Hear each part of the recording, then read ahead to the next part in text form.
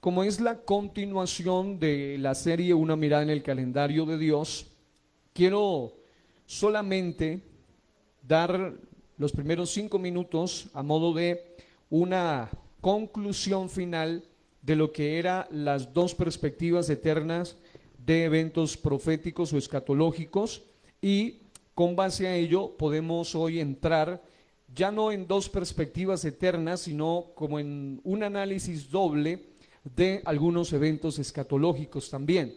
Y a partir de hoy comenzaremos con la ayuda de Dios con dos de ellos. En cuanto a todo lo que hemos observado, hay unas preguntas finales que queremos tratar. Habíamos dicho que siempre en cada evento profético que ya está estipulado en el calendario de Dios y fechado debidamente, siempre hay dos formas o dos perspectivas. Una es una perspectiva de vergüenza y confusión perpetua, y otra es una perspectiva de vida eterna, de gloria eterna. Es decir, son dos perspectivas, una indeseable. ¿Cuántos desearían la perspectiva de destrucción eterna y confusión eterna? Nadie. No obstante, pareciera que el mundo vive desesperado por participar siempre de las perspectivas negativas. Es decir, dicen quiero ir al cielo, pero sus actitudes demuestran que vive desesperado por ir al infierno. O dicen no quiero ir al infierno, pero con sus actitudes demuestran que no tienen la más mínima ganas de ir al cielo. Entonces, mis amados hermanos, necesitamos hoy reflexionar en lo que Dios tiene para nosotros. ¿Cuántos han venido dispuestos a recibir la palabra? Yo la recibo, la he recibido y la recibiré con todo mi corazón. Ahora, entonces la primera pregunta, con base a todo el análisis de los eventos escatológicos que ya hemos hecho, es ¿en cuál de los dos grupos quisiéramos estar? Yo sé que la respuesta va a ser bastante obvia. ¿En los que se van en el arrebatamiento de la iglesia o en los que se quedan? Ok, díganlo con ganas los que quieran irse. En los que se van. Diga, en los que se van. Ok, dígalo otra vez. Ok, en los que se van en el arrebatamiento de la iglesia. Yo quiero estar con los que se van. Ahora, no se van a ir de cualquier manera, y eso lo vamos a ver en un momento. Segundo, en los que reciben recompensas en el tribunal de Cristo o en los que no. Ok, ¿los del tribunal de Cristo serán salvos, sí o no? Todos, pero no todos recibirán igual recompensa. Siguiente, ¿en los que tendrán una perspectiva de gozo eterna o en los que tendrán una perspectiva de espanto sin final?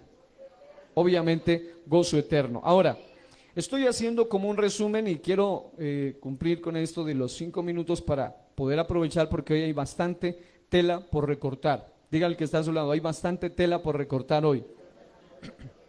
Entonces, por otro lado, ¿en cuál grupo los que se quedan quisieran estar? Porque obviamente ya hoy vamos a dejar bien claro ese asunto de que después del arrebatamiento de la iglesia, los que ya conocieron no tendrán esperanza. No tendrán esperanza. Así que los que se quedan también tienen dos perspectivas: los que tienen la marca de la bestia y la adoran, o hay otro segundo grupo que serán en su mayoría martirizados durante la gran tribulación, y esta gente dará a su propia vida por causa de Cristo, por no ser marcados durante ese reino, pero eso no incluye a la iglesia. Ahora, el punto o el problema con lo anterior, porque hay algunos que aún así piensan, aún en el ambiente escatológico y profético, piensan que sí hay posibilidad de salvación para los que ya conocieron después de haberse quedado del arrebatamiento. Lo que hemos enseñado es que hay salvación y oportunidad para los que no habían oído ni habían visto su gloria, que literalmente son millones en el mundo aún hoy.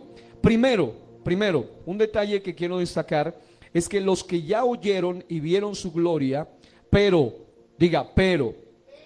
los que ya oyeron, es decir, cada uno de nosotros, Dios nos guarde de quedarnos del arrebatamiento de la iglesia.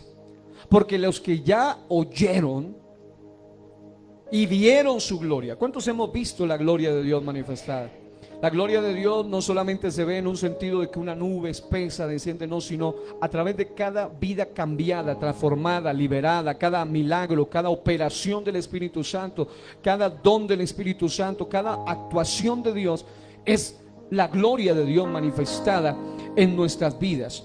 No obstante, hay gente que oyó la palabra, vio la gloria, sintió incluso hasta el Espíritu Santo, recibió la verdad, pero en algún momento lamentable y catastrófico para ellos la rechazaron o la menospreciaron, y esta gente ni siquiera tendrán oportunidad en tiempos tribulacionarios.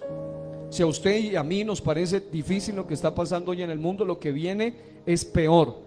Alguna vez yo predicaba acerca del tema la pavorosa pretribulación, o también hablaba otro tema que se llamaba las señales de la parucía, que es la segunda venida, y yo les decía que lo que hoy se ve solamente es un abrebocas de lo que realmente viene. Es decir, lo que viene es terrible, es peor, pero la gente que ya oyó, vio su gloria, pero la rechazó, la menospreció, se quedó. En Hebreos 10, capítulo 10, vayan ahí a Hebreos 10, 26 al 29, usted va a encontrar una revelación poderosa. Hebreos 10, 26, porque si pecaremos voluntariamente después de haber recibido el conocimiento de la verdad. Escúchese esto: la gente que peca voluntariamente, no le eche la culpa al diablo de sus pecados. El diablo solo aprovecha su propia debilidad, su propia carnalidad, pero el diablo no es el culpable de nuestros pecados. Aquí note, porque si pecaremos, dice el texto, porque el diablo nos hizo pecar, o voluntariamente. Eso habla de su propia concupiscencia. Dice, porque si pecaremos voluntariamente después de haber recibido el conocimiento de la verdad. Gente que ya supo, dice, ya no queda más sacrificio por los pecados. ¿El sacrificio de Cristo es perfecto, sí o no? Claro que sí, y suficientemente poderoso.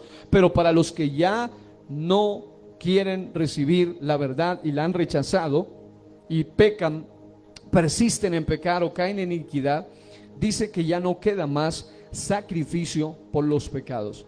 Sino, ¿qué le espera al que se pierde o se queda del arrebatamiento de la iglesia? Sino una horrenda. Y no es que el autor a los hebreos está queriendo poner una palabra como espeluznante, sino que es lo mínimo que podía poner de lo que realmente está tratando de describir, sino una horrenda expectación de juicio, diga juicio, y de hervor de fuego que ha de devorar a los adversarios. Es decir, el que se quede es visto como un adversario de Dios, un enemigo de Dios. Ahora, el que viola la ley de Moisés por el testimonio de 2 o 3 testigos muere irremisiblemente. Eso es la ley de Moisés. Pero resulta que la ley de Cristo es superior, es mucho más fuerte todavía. Hay gente que piensa que la ley de Moisés era suficientemente dura. No, la ley de Cristo es mucho más dura todavía. Porque note, dicen que en el Antiguo Testamento, claro, era una muerte irremisible. Cuando alguien cometía un pecado, era condenado, por ejemplo, para ser condenado por adulterio, tenía que haber caído físicamente en adulterio. Pero hoy en día en la ley de Cristo es peor, es mucho más fuerte la ley de Cristo, porque es un asunto del corazón, de la mente. Lo mismo el odio, la amargura. Ahora dice, cuánto mayor, léanlo ahí conmigo si usted lo tiene ahí. Cuánto mayor castigo pensáis que merecerá el que pisoteare al Hijo de Dios y tuviere por inmunda la sangre del pacto en la cual fue santificado. ¿Cuándo fuimos santificados en la sangre del pacto? En el bautismo. Gente que ya se bautizó, gente que ya sabe, pero se queda del arrebatamiento de la iglesia. Dice que cuanto mayor castigo, ya no queda un más sacrificio por los pecados. Y además dice, e hiciere afrenta al Espíritu de gracia, hablando de que esta gente hasta fue partícipe del Espíritu Santo, pero menospreciaron, persistieron en pecar, perseveraron en pecar, se alejaron de Dios, se quedaron del arpazo, de lo que vamos a hablar hoy, del arrebatamiento, definitivamente no hay esperanza. Lo primero es eso, pero lo segundo que quiero que también nos quede bien claro, es que si algunos creen que se pueden salvar aún los que ya conocieron, repito, los que ya conocieron, si algunos creen que se pueden salvar durante tiempos tribulacionarios, aún después de haber conocido, pero a la vez menospreciado la verdad, mediten en lo siguiente. Número 1, si ahora que nosotros tenemos predicación, unción, cantos, iglesia, lugar de congregación, libertad de cultos, Biblias, incluso de diferentes versiones, Espíritu Santo, y aún así muchos viven indiferentes a las cosas de Dios. Y aún así, aunque hay gente a la que toca prácticamente llamarlo, empujarlo, le ruegan para que busque, aunque sea congregarse, aún así hay gente que sigue indiferente a las cosas de Dios. Note esto, para la gente que se quede del arrebatamiento de la iglesia será mucho peor para quienes se queden, porque después de haber conocido, solamente les queda entender que de todos modos se han perdido, y una vez y para siempre. En aquel tiempo, es decir, en el tiempo tribulacionario, solo los sellados y salvados, alcanzados por el evangelismo sobrenatural de los 2 testigos, los 144,000, el ángel que predica el evangelio eterno, ellos podrán ser alcanzados para ser salvos, pero en su mayoría morirán como mártires bajo el imperio bestial que vendrá sobre este mundo. Un imperio que gobernará todo el mundo. Ahora, lo que quiero decir con todo esto es que para que quienes se queden del arrebatamiento de la iglesia, tratar de vivir para Dios en ese tiempo, tratar de serle fieles a Dios en ese tiempo, después de haber oído todo lo que usted ha oído, y usted ahora con todo y eso usted se vive fresco, vive relajado, vive indiferente, o como diría el Apocalipsis, tibio. Imagínese usted lo que será en aquel tiempo, cuando por un lado el mundo entero estará bajo la ira de Dios. ¿Sí me está recibiendo esto? Escuche bien, algo que me llama la atención es que no solamente tendrán que tener en cuenta que tendrán que tratar de vivir para Dios, sino que deben estar dispuestos a morir por causa de Cristo. Y si hay gente que no es capaz ni de vivir para Cristo, mucho menos va a ser capaz de dar su vida por la causa de Cristo. Si a uno le da hoy en día relax, pereza, muchas cosas, gente que vive en esa tibieza espiritual para vivir, mucho menos para morir por causa de Cristo. Así que, hermano, no solo en la ira de Dios, sino que estarán viviendo bajo la influencia demoníaca suelta en el mundo y bajo el gobierno totalitario, controlador, satánico y bestial, y me quedé corto, del anticristo en la temporada de la gran tribulación.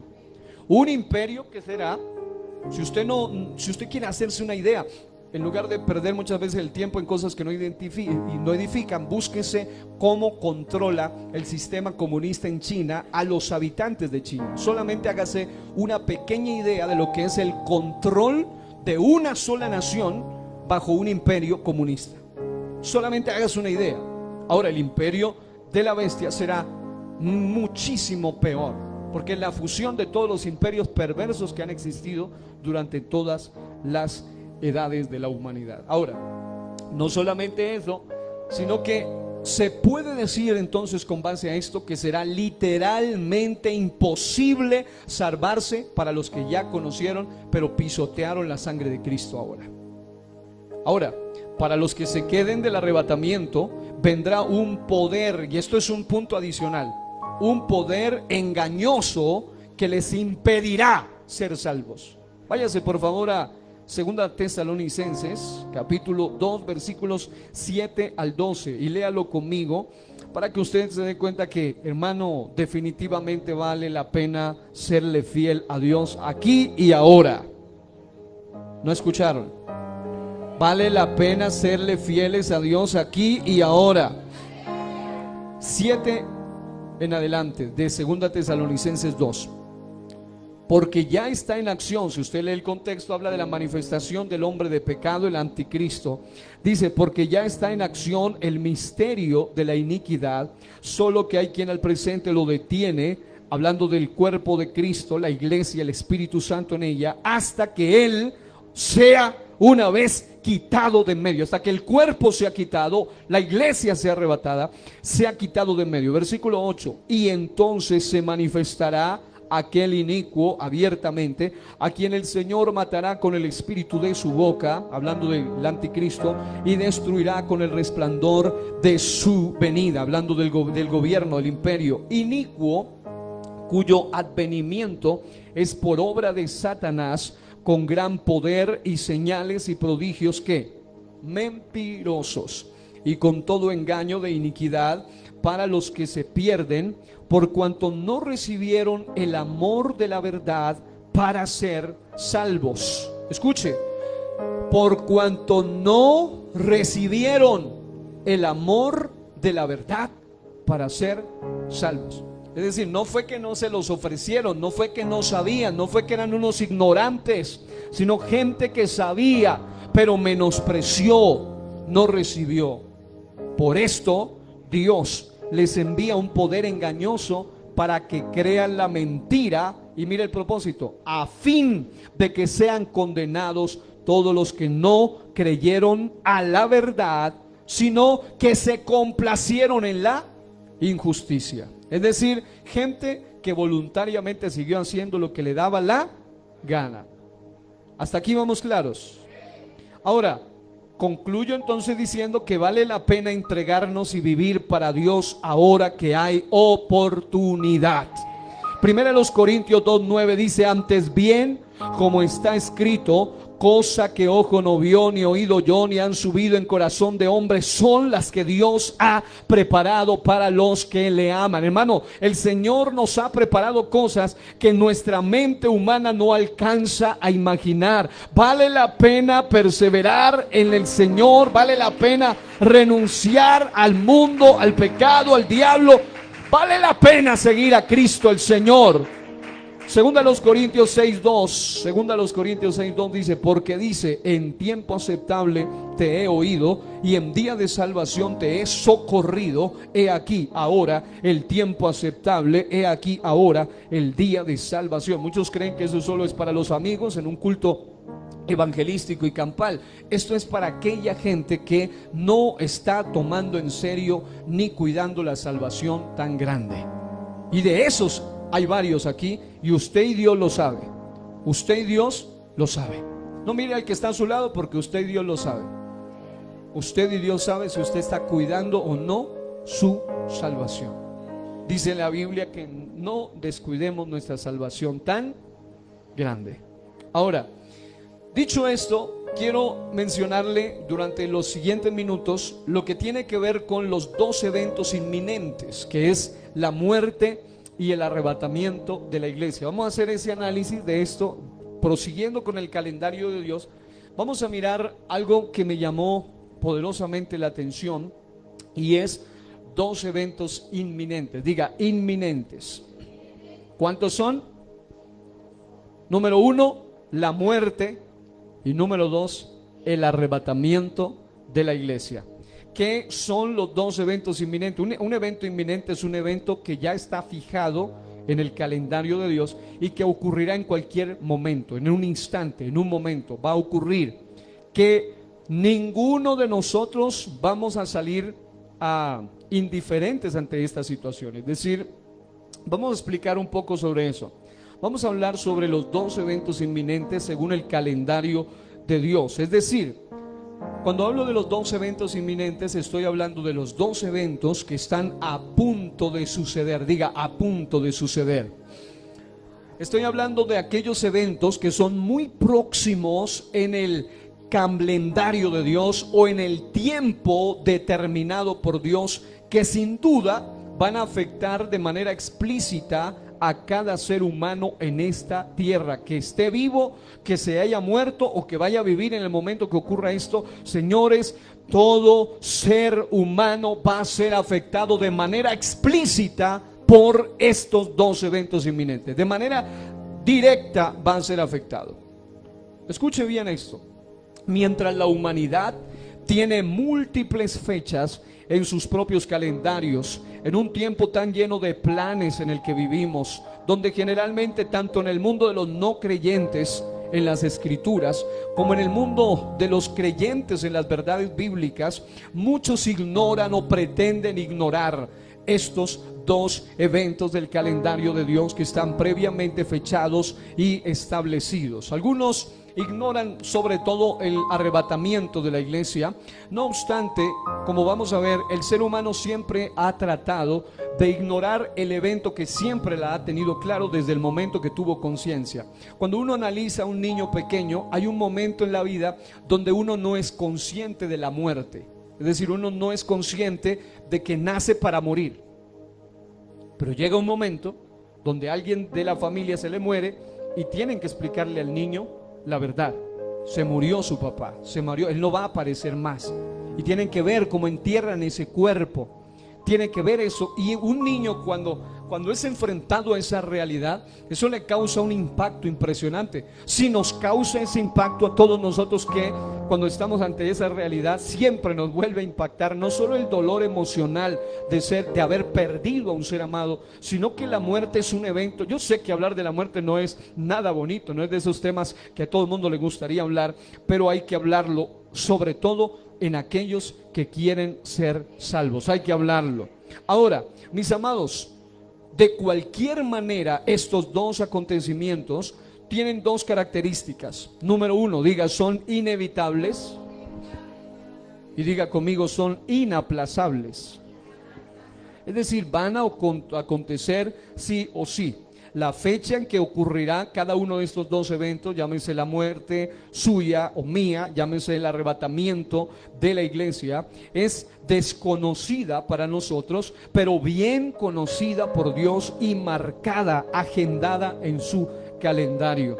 El llamado de Dios en esta noche es para que estemos preparados para afrontar cada uno de estos dos eventos. Señores, estos dos eventos son muy personales. Es decir, nadie podrá presentarse en su lugar. Hay citas a las cuales alguien puede reemplazarlo, pero estos dos eventos, ni la mamá, ni el papá, ni el esposo, ni el que más lo ame puede ir en su lugar. Ante la muerte o ante participar o no en el arrebatamiento, eso es un asunto muy, pero muy personal. Hasta aquí vamos claros. La palabra inminente significa que son apremiantes, significa que son perentorios, significa que son definitivos, decisivos. Son eventos concluyentes, terminantes, urgentes. Eso es lo que es inminente. Estos dos eventos que van a afectar de manera positiva o negativa, pero sobre todo eternal a todo ser humano sin excepción, son la muerte y el arrebatamiento. Si usted va a Hebreos capítulo 9, versículo 27, la Biblia dice: y de la manera, yo sé que algunos lo saben hasta de memoria, y de la manera que está establecido para los hombres que mueran una sola vez, y después de esto el juicio. Aquí está, en el calendario de Dios está determinado. Una versión dice decretado o establecido o fijado el momento exacto en el cual debemos morir. Número 2, el arrebatamiento de la iglesia. Primera Tesalonicenses capítulo número 4, versículos 16 en adelante. Yo voy a leer en la Biblia de las Américas. La Biblia de las Américas señala: pues el Señor mismo descenderá del cielo con voz de mando, con voz de arcángel y con trompeta de Dios, y los muertos en Cristo se levantarán primero, diga resucitarán. entonces nosotros, los que estemos vivos y que permanezcamos, seremos arrebatados juntamente con ellos en las nubes al encuentro del Señor en el aire, y así estaremos con el Señor siempre. Alabado sea el Señor. En otras palabras, estamos describiendo, eso me encanta de Dios, ¿no? De que Él no hace tanta algarabía, da tantas vueltas para describir los momentos más trascendentales del ser humano. El cielo y la tierra, en el principio creó Dios los cielos y la tierra, punto. La muerte, está establecido que los hombres después del juicio, punto. El arrebatamiento describe el momento en solamente 2 versículos de una manera extraordinaria y sumamente clara, que no deja lugar a dudas de que los que hayan muerto en Cristo tienen esperanza, pero de los que estén vivos también tienen esperanza. Ahora, alguien que alabe a Dios por eso en esta noche.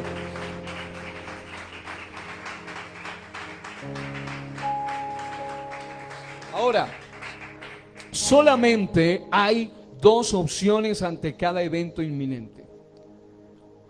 Número 1, la primera opción en cuanto a la muerte, en caso de morir antes del arrebatamiento de la iglesia, o sea, el momento en que el Señor venga por su iglesia o por los que son suyos, la opción es: morimos sin Cristo para estar eventualmente en el lugar de tormento llamado Hades o infierno. Hay gente que me pregunta: pastor, ¿la Biblia qué dice? ¿Dónde van las almas de los muertos? Bueno, aquí vamos a dar una respuesta a eso bíblicamente. Número 1, morimos sin Cristo. Los que mueren sin Cristo van a estar eventualmente, es decir, durante un tiempo o temporalmente, en el lugar de tormento llamado Hades o infierno. Vamos por favor a Lucas capítulo 16, versículo 31. Ahí usted va a encontrar una narración que, por cierto, no es una parábola, es una historia real narrada por el Señor Jesucristo del rico y Lázaro. Pero aún así, si fuera una parábola, las parábolas no son hechos ficticios, sino que son hechos reales que dejan una enseñanza tomados de algún evento real o cotidiano. Así que, si fuera una parábola, seguiría siendo una realidad. No obstante, Jesús ni siquiera dijo, Lucas ni siquiera dijo que era una parábola, sino una historia real. Porque hay gente que trata de simbolizar lo que vamos a leer, hacerlo simbólico, y dicen: señores, ahí no está hablando de ningún infierno real, es solamente algo simbólico. No obstante, usted lee en Lucas 16, 22 al 31, el lugar temporal. Mire, lo que le espera a los perdidos es esto. Desde el versículo 22 dice la Biblia: aconteció que murió el mendigo, este era el salvo, y fue llevado por los ángeles al seno de Abraham. La explicación de por qué era mendigo es porque el texto dice que tenía unas llagas, y esto implica que lo más probable era que tenía una lepra, y la lepra, aunque él haya sido un hombre justo y trabajador y laborioso, él era expulsado de la sociedad generalmente, o estaba en una situación tan crítica que no podía trabajar. Es decir, este caso me llama la atención porque lo describe como un hombre salvo que fue llevado por los ángeles al seno de Abraham, y murió también el rico y fue sepultado. Una gran diferencia: el rico, su cuerpo es puesto en el sepulcro, pero el hombre aquel que era salvo tiene una corte angelical que lo lleva hacia el lugar llamado el seno de Abraham. Ahora, algo que quiero que leamos en adelante dice: y en el Hades, diga Hades, diga lugar de tormento, diga infierno. Y en el Hades, lugar de tormento o infierno, alzó sus ojos. ¿Quién? El rico. Dice, se condenó porque era rico, no necesariamente porque era rico, sino porque no tenía la salvación, en primer lugar, y segundo, por su tipo de vida. Usted lee qué clase de inmisericordia era este personaje, y dice literalmente: Y en el Hades alzó sus ojos, estando en tormento, vio de lejos a Abraham y a Lázaro en su seno. Entonces él, dando voces, dijo: Padre Abraham. Note, Padre Abraham, es decir, a un conocedor. Pero no obstante, dice: ten misericordia de mí, envía a Lázaro para que moje la punta de su dedo en agua, refresque mi lengua, porque estoy atormentado, diga, tormento, en esta llama. Pero Abraham le dijo: hijo, acuérdate que recibiste tus bienes en tu vida, y Lázaro también males, pero ahora este es consolado aquí y tú atormentado. Además de todo esto, una gran cima con S, está hablando de un abismo, no es una cima con C, o sea, una montaña, sino una cima con S, un abismo. Dice: una gran cima está puesta entre nosotros y vosotros, de manera que los que quisieren pasar de aquí a vosotros no pueden, ni de allá pasar acá. Entonces le dijo: te ruego pues, Padre, que le envíes a la casa de mi padre, porque tengo 5 hermanos. Diga, conciencia. Diga, memoria. Ese es el tormento del infierno. No solamente tienen dolor, sufrimiento, piden misericordia, es imposible, no se puede salir de allá, sino que recuerdan, tienen conciencia, tienen memoria. Pero dice, Abraham le dijo: a Moisés y a los profetas tienen, óiganlos. Él entonces le dijo: no, padre Abraham, pero si por si alguno fuere a ellos de entre los muertos, se arrepentirán. Mas Abraham le dijo: si no oyen a lo escrito, a Moisés y a los profetas, tampoco se persuadirán, aunque alguno se levantare de los muertos. Y es verdad, Cristo se levantó de entre los muertos, y aún así hay gente que no cree en la existencia de ese lugar real, que es el lugar temporal de las almas de los perdidos. Ahora, un detalle que tengo que explicar rápidamente es que en el Antiguo Testamento, antes de la muerte de Cristo, todos los muertos, sean salvos o sean perdidos, descendían al Sheol o al Hades. Solamente que en el Antiguo Testamento había lo que aquí usted acaba de leer, con una descripción muy gráfica y muy clara: un lugar para los perdidos y un lugar para los que estaban salvos. Un lugar se llamaba Hades, infierno, lugar de tormento. Otro lugar se llamaba seno de Abraham, o también era conocido como el paraíso, o también el paraíso de los judíos. Es decir, en un entendimiento judío era muy fácil comprender este asunto. Por esa razón se hizo necesario que cuando Cristo muere, dice la Biblia que Él, después de que murió, en esos 3 días y 3 noches que Él murió, dice que Él descendió hasta las partes más profundas, hasta el Hades, hasta ese lugar, para rescatar las almas de los que estaban allí. Y por eso dice la Biblia que cuando Él resucita, en Efesios capítulo 6, dice la Biblia que cuando Él sube, cuando Él asciende, dice, llevó consigo, hay una versión de la Biblia que dice, llevó consigo a los que estaban cautivos y dio dones a los hombres. Es decir, la gente que estaba allí, el mismísimo Abraham, el mismo Lázaro, estaban cautivos en ese lugar bajo el imperio de la muerte, con la diferencia de que tenían una esperanza. Por eso hay que entender otro detalle, y es que posteriormente, después de haber estado eventualmente en el Hades, infierno, lugar de tormento, posteriormente de allí serán sacados los que se mueran sin Cristo y serán presentados al gran trono blanco. Aquí estoy dando a grosso modo lo que se llama escatología postmortuoria, es decir, la escatología que estudia lo que sucede con el ser humano después de la muerte. Escuchen esto. Y finalmente, por eso yo tenía que enseñar todo lo que era el gran trono blanco, para que usted tenga una idea de lo que vamos a hablar acá. Diga, del infierno serán presentados ante el trono blanco, y luego de salir de allí, finalmente serán lanzados a un lugar peor que el infierno, llamado el lago de fuego. Observe usted Apocalipsis 25 al 6 y los versículos 11 al 15, que ya los hemos leído, por eso no los vamos a leer hoy.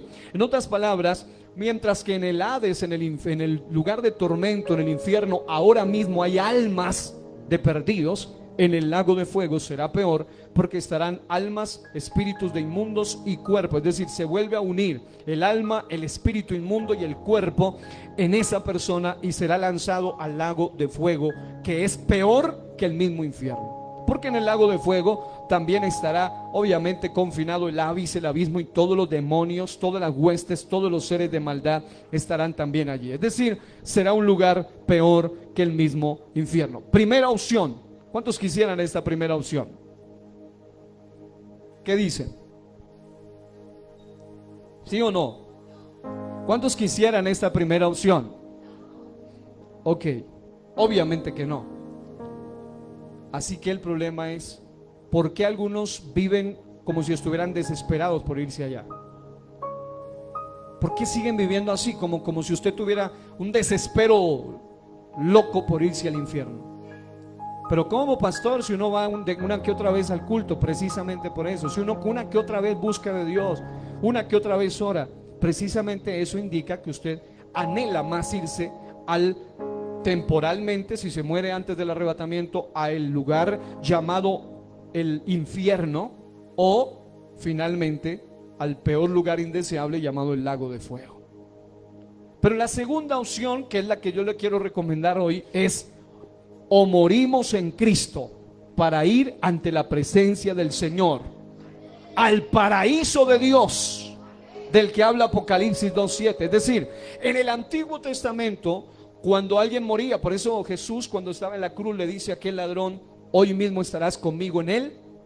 Pero no era el paraíso de arriba, era el paraíso de abajo, porque Jesús, una vez que muere, le dice: hoy mismo. ¿A dónde estuvo Jesús? La Biblia dice que Jesús, una vez que muere, descendió a las partes más profundas de la tierra, al Hades, al infierno. En ese momento Jesús cumplió la promesa a aquel ladrón y lo llevó al paraíso de los judíos, al seno de Abraham, al lugar de espera, de descanso. 3 días después lo sacó de allá y lo lleva a un lugar llamado el paraíso de Dios. Ya no es el seno de Abraham, ya no es el paraíso de los judíos, ya no es el lugar de descanso temporal, es el paraíso de Dios. Diga: paraíso de Dios. Si usted va a Lucas 16:22, usted ve que Lázaro murió y su alma fue llevada al paraíso de los judíos junto con Abraham, que fue todo judío sabía que si llegaban al lugar donde esté Abraham, estaban tranquilos de que sí iban a ser salvos.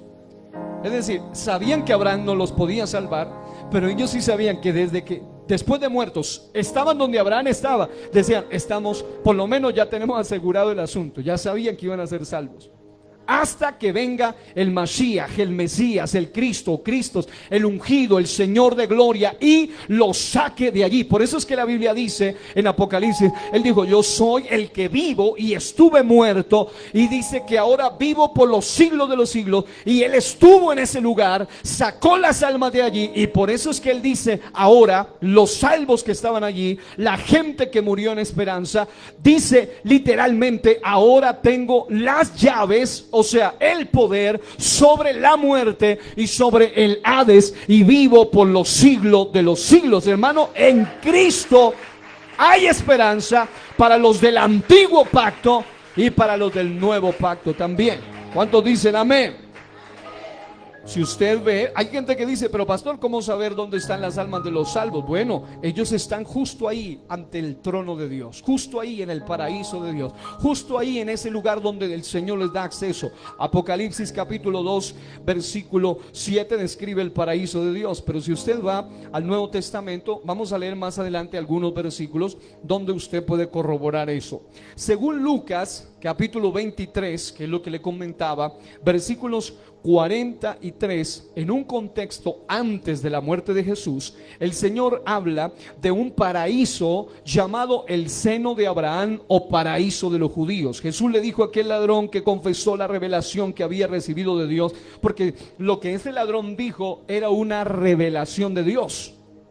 Note, Jesús crucificado, colgado, clavos en los pies, en las manos, corona de espinas, desangrado, arrancado la barba, desfigurado, un monstruo físicamente por la golpiza que le habían dado.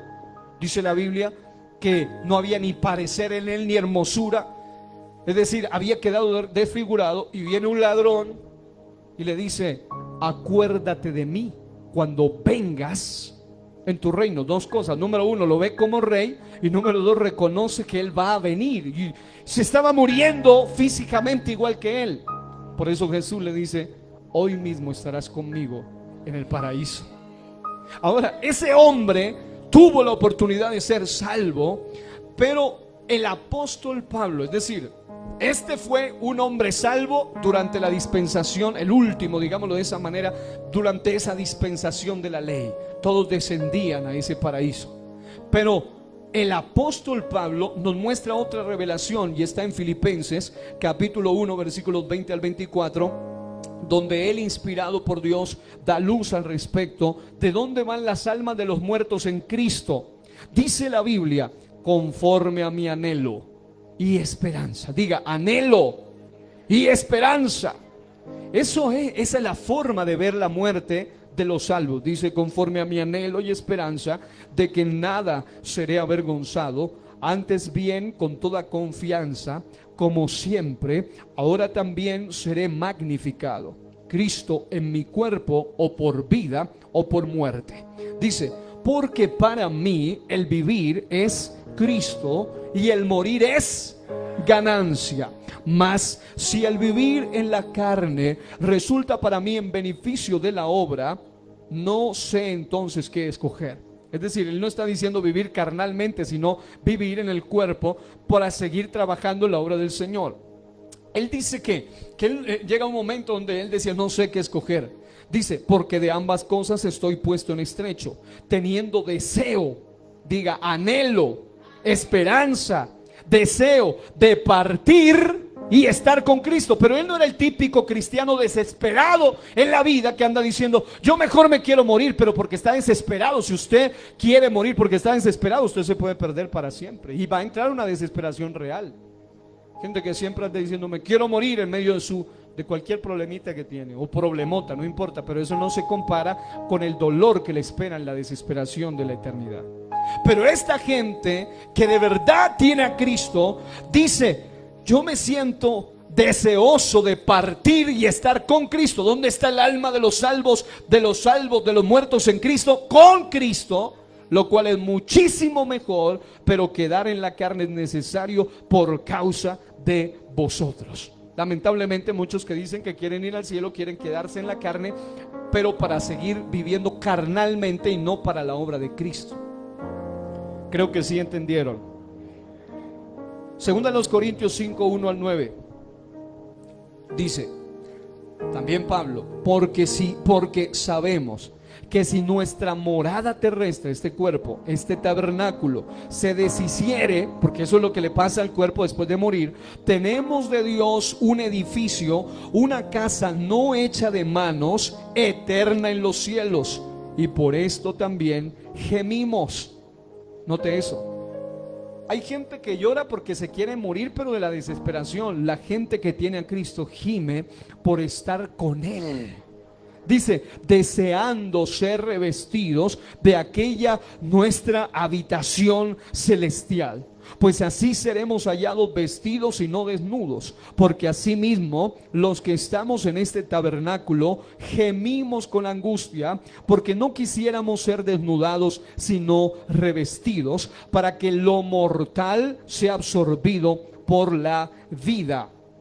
Mas el que nos hizo para esto mismo es Dios, quien nos ha dado las arras del Espíritu. Arra significa garantía. Por eso es necesario recibir el bautismo del Espíritu Santo para poder ser salvo. Si usted quiere un día irse con el Señor, la Biblia dice: si se ha muerto en Cristo, dice, el mismo Espíritu que resucitó de los muertos a Jesús, Él será el que nos va a dar vida a nosotros. Así que, amado hermano, si usted no tiene el Espíritu Santo de Dios, no tiene garantía de salvación. Así que vivimos confiados siempre y sabiendo que entre tanto que estamos en el cuerpo, estamos ausentes del Señor. Mire cómo es: porque por fe andamos, no por vista, pero confiamos, y más quisiéramos estar ausentes del cuerpo y presentes al Señor. Por tanto, procuramos también, o ausentes o presentes, serle agradable. ¿Dónde está el alma de los muertos en Cristo? Diga: presente al Señor. Aquellos que mueren en Cristo luego de la primera resurrección, es decir, cuando ya resuciten, serán llevados, número uno, al tribunal de Cristo, y enseguida a las bodas del Cordero en el cielo. Primera Tesalonicenses 4, 16 al 18. En caso de que el arrebatamiento ocurra mientras aún estemos vivos, solo existen al igual dos opciones. Es decir, Así como en cuanto a la muerte hay dos opciones, o mueres en Cristo o mueres sin Cristo, en cuanto al arrebatamiento de igual manera. Número uno, nos vamos con el Señor después de pasar por un tipo de transformación, es decir, el cuerpo de todas formas tiene que morir, sea que estés muerto, sea que estés vivo, solo que la diferencia es que el proceso de descomposición del cuerpo normalmente puede durar un tiempo cuando es sepultado, cuando es puesto en una bóveda o en algún lugar, pero cuando el cuerpo de un salvo, mientras esté vivo, se ha transformado, eso va a suceder, dice, en un momento, en un abrir y cerrar de ojos. Su cuerpo mortal, corruptible, que se corrompe, va a ser transformado en un cuerpo glorificado para ser sacado de esta tierra y llevado a la misma presencia del Señor Jesucristo. A mí eso me produce gozo y esperanza. Yo sé que los que entienden esto de igual manera. Aleluya. Pero esta transformación viene del griego ayaso, que significa mudados, cambiados, según 1 Corintios 15, 50 al 58. Y la segunda opción es: nos quedamos para afrontar, si estamos vivos, la gran tribulación. Es decir, para el que se pierde le va mal por todos lados. O se muere y se va al infierno, su alma, o se queda vivo en el momento del arrebatamiento y tiene que afrontar la gran tribulación, y si ya conocía, sin esperanza. Según Apocalipsis 4:1, usted encuentra que hay un arrebatamiento. En Apocalipsis 4:1, esa es una simbología del arrebatamiento. Y si usted va a Apocalipsis, usted encuentra que primero Dios se lleva a su iglesia y luego comienza el juicio en la tierra. Dice: después de esto miré, y he aquí una puerta abierta en el cielo, y la primera voz que oí como de trompeta hablando conmigo dijo: sube acá. Diga: sube acá. Eso es, ven acá. Fue arrebatada, y yo te mostraré las cosas que sucederán después de estas. Si usted sigue leyendo los capítulos 6 en adelante, usted encuentra que la iglesia no es partícipe de la tribulación en la tierra, porque ya está en la adoración celestial luego del arrebatamiento. Pero los que se queden, les espera algo espantoso. Ahora, habrán algunas reflexiones sobre la muerte y el arrebatamiento de la iglesia que debemos tener en cuenta. Y es, número uno, hay verdades sobre la muerte. En Eclesiastés 8:8, la Biblia de las Américas indica: no hay hombre que tenga potestad sobre el espíritu para retener el espíritu, ni potestad sobre el día de la muerte, y no valen armas en tal guerra, ni la impiedad librará al que lo posee. La traducción del lenguaje actual dice: nadie tiene poder en este tiempo de guerra, ni la impiedad salvará a los que practican. La Reina Valera contemporánea dice: no hay hombre que tenga potestad para refrenar el viento con el viento, ni potestad sobre el día de la muerte, y no se da licencia en tiempo de guerra, ni la impiedad salvará a los que la practican. Otra versión dice literalmente: nadie tiene tanto poder como para evitar la muerte y vivir para siempre. De la batalla entre la vida y la muerte nadie se libra, ni siquiera los malvados. Amados, lo cierto es que ese es un evento, diga, inminente. Está por ocurrir. A cualquiera de nosotros nos puede esperar la muerte mucho más rápido de lo que lo estamos imaginando. Un predicador llamado Adrian Rogers dijo: vivimos nuestra vida no solo un día a la vez, sino un paso a la vez. O si queremos ser más exactos, vivimos un segundo a la vez. Este mismo predicador dijo: hay solo un suspiro entre la vida y la muerte. El autor Gabriel García Márquez, colombiano, conocido como Gabo, escribió en el escritorio en su laberinto de la revista Gente de septiembre de 1996 una frase secular que tiene algo de sentido, pero hoy le vamos a dar un verdadero sentido. Dice: lo único malo de la muerte es que es para siempre, dice él. Es una interesante frase, pero en un sentido más profundo y espiritual, cuando alguien muere, el estado espiritual en el que entra, ya sea cerca de Dios o lejos de Él, ese estado es para siempre. Eso es lo verdaderamente grave de la muerte. No es lo como él dice: lo único malo de la muerte es que es para siempre, ya no volvemos a esta tierra. Pero hay más que eso. El estado en el que una persona quede después de muerto, ese es para siempre. Job 14:5 dice: ciertamente sus días están determinados y el número de sus meses en el calendario de Dios está fijado. Tú le pusiste límites, los cuales no pasará. Yo quiero terminar hoy solo mencionando esto. Hay un proceso físico de la muerte que me llamó la atención, y ese proceso físico de la muerte es algo que vale la pena que usted y yo lo entendamos. Solo lo físico. Si eso pasa en el proceso físico, imagínense lo que le espera más que al cuerpo físico, a nuestra alma. Hay 4 etapas después de la muerte que se le llaman las 4 etapas del cuerpo después de morir. Número 1, una vez que una persona se muere, los expertos le han llamado a la primera etapa algor mortis. Diga, algor mortis. Eso significa el frío de la muerte. Es decir, una vez que una persona se muere por muerte cerebral, por asuntos del corazón, una vez que se muere, sea cualquiera la causa, en el momento que muere, inmediatamente empieza un proceso de enfriamiento. A eso se le llama algor mortis. A todos nos espera eso. Si morimos antes del arrebatamiento, su cuerpo, por bonito que sea, por mucho que lo cuidemos, que hay que cuidarlo, claro que está, pero va a empezarse a enfriar. Segundo, hay otro proceso que se llama livor mortis. Diga, livor mortis. Eso es cuando la sangre se distribuye de una manera irregular durante todo el cuerpo, y por eso se producen morados o hematomas en algunas partes del cuerpo de la persona que ha muerto, hombres o mujeres. A eso se le llama la distribución irregular de la sangre durante el cuerpo, es decir, todo entra en un caos interno. Tercer paso, diga, rigor mortis. Rigor mortis significa la rigidez del cuerpo. Después de cierto tiempo de haber muerto, la persona definitivamente queda totalmente rígida. Y la cuarta, que cuando yo he hecho el análisis de eso, y es bastante espantoso cuando uno ve a grosso modo pues lo que esto implica, y es la cuarta etapa que se llama la putrescina y cadaverina. Eso le espera a su cuerpo y le espera al mío si no hemos muerto o hemos muerto antes del arrebatamiento de la iglesia. Eso es la autodigestión de los órganos y los tejidos. Finalmente todo esto se va a derretir, todo esto va a volverse hasta que queden huesos, y algunos dicen que después de 50 años hasta los huesos tienen que volver a ser polvo.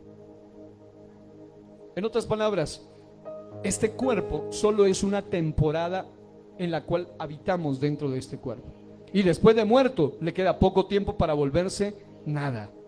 No importa cuán arrogante sea el ser humano, no importa cuánto dinero tenga en esta tierra, hermano, a todos les espera lo mismo. Algunos aceleran el proceso por medio de la cremación, pero de todas maneras se vuelve un montón de cenizas, porque es lo único que no pueden violar. Y es que lo que Dios dijo, cómo termina el ser humano después de morir, se tiene que cumplir al pie de la letra. Polvo eres y en polvo te convertirás. Amados, la muerte es el resultado del pecado del hombre. Romanos 5:12, por medio de un solo hombre el pecado entró en el mundo, y por medio del pecado entró la muerte. Fue así como la muerte pasó a toda la humanidad, porque todos pecaron. Romanos 6:23 dice, porque la paga del pecado es muerte, mas la dádiva de Dios es vida eterna en Cristo Jesús, Señor nuestro. La muerte es inevitable, es incierta, nadie sabe el día que va a morir. Lo único cierto sí es que vamos rumbo a la muerte. La muerte es un hecho real, un asunto muy personal. Hebreos 9:27 dice que está decretado el día de su muerte. No importa cómo usted viva en este momento, ni siquiera importa su estado espiritual. El día que le toque morir, se va a morir, punto. Dios no va a estar, esperemos hasta que se consagre esta o este, no. Si ya le toca y usted no aprovechó la oportunidad, se perdió para siempre. Hay vida después de la muerte. Salmo 48:14 lo confirma. La muerte es un enemigo vencido. Jesucristo es el antídoto contra la muerte. De eso profundizaremos en el segundo mensaje, para poder hoy concluir en esta noche solamente meditando en eso. Nos esperan 2 eventos inminentes. Número 1, la muerte. Número 2, el arrebatamiento de la iglesia. Si te mueres sin Cristo, inmediatamente va tu alma al infierno, lugar de tormento, Hades. Si mueres sin Cristo, vas a resucitar, pero no en la primera resurrección, sino en la segunda resurrección al final del milenio, y serás presentado al gran trono blanco, y del gran trono blanco, una vez ya revestido de un cuerpo que no va a ser destruido, pero con un alma perdida y con un espíritu inmundo, serás lanzado al lago de fuego, al peor lugar, en compañía de los más malos y de los peores en todas las épocas, tanto físicos como espirituales. Pero si morimos en Cristo, hermano, sí hay esperanza. Después de Cristo, después de morir, en realidad para el Hijo de Dios, después de la muerte, comienza una verdadera vida cuando ha muerto en Cristo. Porque ya no esperamos, yo no espero ir al paraíso de los judíos, ya no vamos al seno de Abraham abajo, porque allá estaban confinados, se podían ver, aunque sea a lo lejos, había una cima, era imposible pasar, pero era un lugar donde no había total paz. Pero en el paraíso de Dios, ante el trono de Dios, al pie del altar, que les mostraré en el próximo mensaje porque no me quedó el tiempo, ¿dónde están las almas de los muertos? Señores, allí sí hay esperanza. Así que allí donde usted está, póngase de pie. Vamos a orar esta noche por todos los que estamos aquí en esta noche, por los que han recibido esta palabra en cualquier lugar, porque todos y cada uno de nosotros nos espera este proceso, hermano. Por eso yo soy de los que cree que no hay nada más horrible que una persona arrogante y orgullosa. Y ser arrogante y orgulloso no solamente es ser altivo, sino indiferente ante Dios. La cosa más horrible es ser arrogante ante las cosas de Dios. Su cuerpo se va a podrir, su cuerpo se va a destruir, sea que se vaya con Dios o se vaya sin Dios, porque eso le pasa a todo mundo, hasta el más consagrado. Pero mis amados hermanos, el problema no es lo que pase con su cuerpo, sino lo que pase con su alma. Y si usted en esta noche cree que esta palabra fue para usted, yo quiero que oremos en este lugar. Póngase de rodillas allí donde usted está y vamos a orar todos. Ahí en su puestito se va a arrodillar. Dios y Padre, esta noche te damos gracias primeramente, Señor, por esta oportunidad, por este privilegio, Señor, que tú nos das de poder recibir tu bendita y eterna palabra. Señor Jesús, necesitamos que tú nos des un espíritu real de humildad, Dios mío. Ese proceso de la muerte no solamente es un proceso físico, sino también espiritual y eternal. Hoy necesitamos, Dios mío, que tú nos ayudes a entender, Señor, que tú nos has dado la salvación más hermosa, el privilegio de ser llamados hijos tuyos. El privilegio de ser parte de tu cuerpo es algo extraordinario. Esperamos la esperanza bienaventurada de un día ser transformados y ser arrebatados, pero tenemos que seguir el consejo y el modelo de vida que tú nos dejaste a través de tu siervo Pablo. Él dice: para mí el vivir es Cristo y el morirme es ganancia. Si vivimos del Señor somos, para el Señor vivimos, y si morimos para el Señor, sea que vivamos o que muramos, del Señor somos. Pero Señor, te pedimos que nos ayudes a vivir una vida recta, una vida temerosa delante de ti. Señor, ayúdanos a vivir con gratitud, pero también con santidad, con paz. Señor, sin paz, sin santidad nadie verá al Señor. Señor, no queremos perdernos el privilegio de estar contigo por toda una eternidad. Señor, los pequeños momentos aquí en la tierra donde sentimos tu gloria y tu presencia son demasiado maravillosos. ¿Cómo será, Dios mío, y cuánto más estar contigo por toda la eternidad? Por eso en esta noche estoy orando por esta congregación y por cada persona en esta noche que está ante estos dos eventos inminentes. Si no está preparado para morir, se va a perder para siempre. Y si no está preparado para el rapto o arrebatamiento de la iglesia, se va a perder para siempre. Por eso necesitamos, Señor, estar preparados. Dios mío, ayúdanos a tener temor y temblores en el nombre poderoso de Jesús. Alguien que grite amén y le dé a Dios esa ofrenda de aplauso y de alabanza al Rey que vive. Aproveche este momento. Allí donde está, póngase a cuenta con Dios. Pídale a Dios perdón. Pídale a Dios misericordia, que hay esperanza esta noche. Aún hay esperanza para todo aquel que está entre los vivos. Es mejor un perro vivo que un león muerto. Aún hay esperanza, amado. Aún hay esperanza, amada. Alguien que suelte su adoración por unos segundos delante de Dios. Toca el trono de Dios y dile: Señor, yo quiero estar preparado, sea para el evento de la muerte o sea para el evento del arrebatamiento. Oh, santo es su nombre. Oh, yo necesito tener las arras del Espíritu Santo. Yo necesito tener la garantía divina, el sello de Dios, el sello del Espíritu Santo. Alguien que diga: sea la gloria, la honra, el honor, el poder para Dios hoy y siempre. Eres digno de toda majestad, de toda gloria, de toda honra, de toda alabanza, Señor. Recibe la adoración. Allí donde está de rodillas, levante sus manos, levante su voz. Dele gloria, dele honra, dele alabanza. Que suba un olor grato esta noche delante del Señor. Pídale perdón a Dios. Póngase a cuenta con Dios. Él está aquí esta noche. Él está aquí, yo lo siento. Él está aquí. Él es real. Él es real. Él es real. Él es real.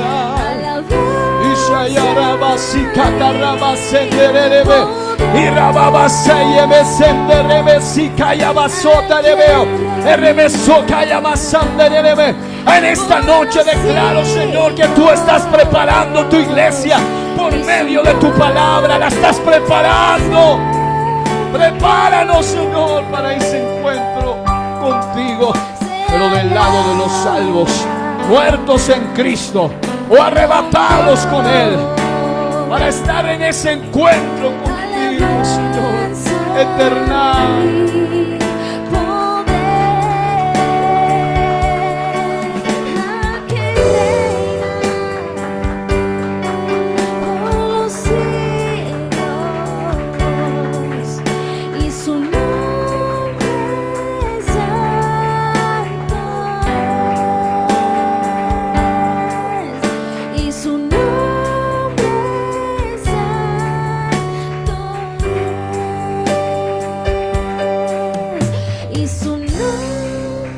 Aleluya, aleluya, aleluya, aleluya.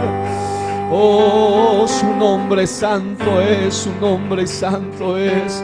Su nombre santo es, su nombre santo es. Qué bueno que usted pueda avivar el fuego del don de Dios en su vida. Qué bueno que usted pueda avivar el deseo por las cosas de Dios. Qué bueno que usted pueda avivar la pasión por la casa de Dios, por la presencia de Dios, por la palabra de Dios, por alcanzar a otros con el evangelio, como nos predicaban el martes anterior. Qué bueno que podamos vivir una vida de rectitud delante de Dios. Oh, yo siempre que voy a su palabra digo: no hay nada en la tierra que valga la pena para cambiar una salvación tan grande. No hay nada, nada, nada. Puede que te sientas bien momentáneamente, pero te va a doler eternamente. No cambies nada por las cosas de Dios. ¿Cuántos dan gloria al Señor en esta noche? ¿Cuántos se ponen de pie y dicen: Señor, quiero estar preparado, quiero estar preparado? Sea vía muerte, vía arrebatamiento, cuando salgamos de este mundo, sea para estar con Cristo el Señor. ¿Cuántos alaban al Señor en esta noche?